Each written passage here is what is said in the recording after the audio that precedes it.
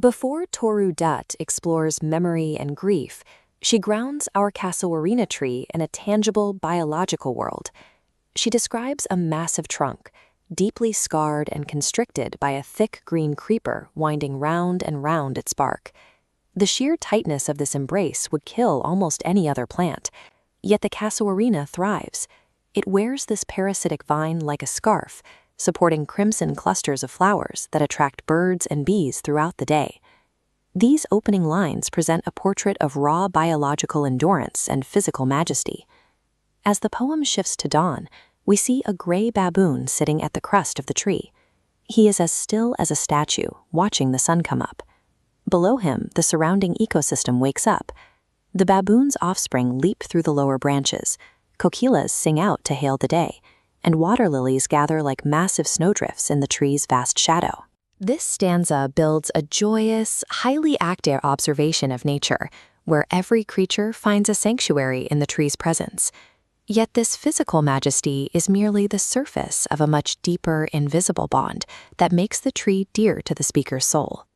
In the third stanza, the tree's physical grandeur is heavily outweighed by its role as a vessel for nostalgia and grief. Dutt scrubs backward in time, recalling playing beneath those branches alongside her brother and sister, both lost to illness. The speaker reveals herself as a grieving survivor. Her connection to this landscape is forged in the memories of siblings who are no longer there to see it. The recollection is so sharp, it triggers a physical reaction. Past trauma merges with her present reality, rising until hot tears literally blind her eyes. The tree acts as a living monument, anchoring the memory of the deceased to the physical world.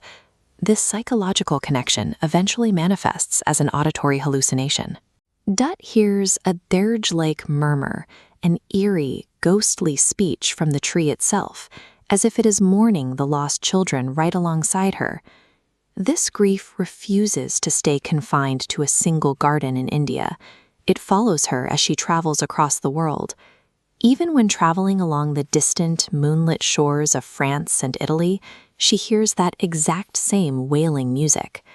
Toru Dutt calls this her inner vision. Whenever she hears the ocean waves, the exact form of the Casuarina tree rises in her mind's eye to provide comfort. The power of loss collapses the distance between continents, making the memory of the tree an inescapable companion.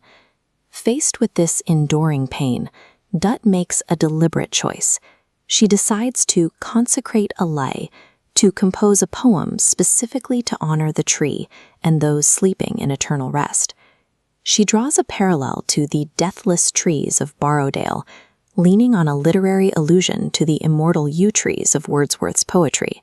By linking her work to this tradition, she acknowledges the threats all living things face, the slow decay driven by fear, hope, and death.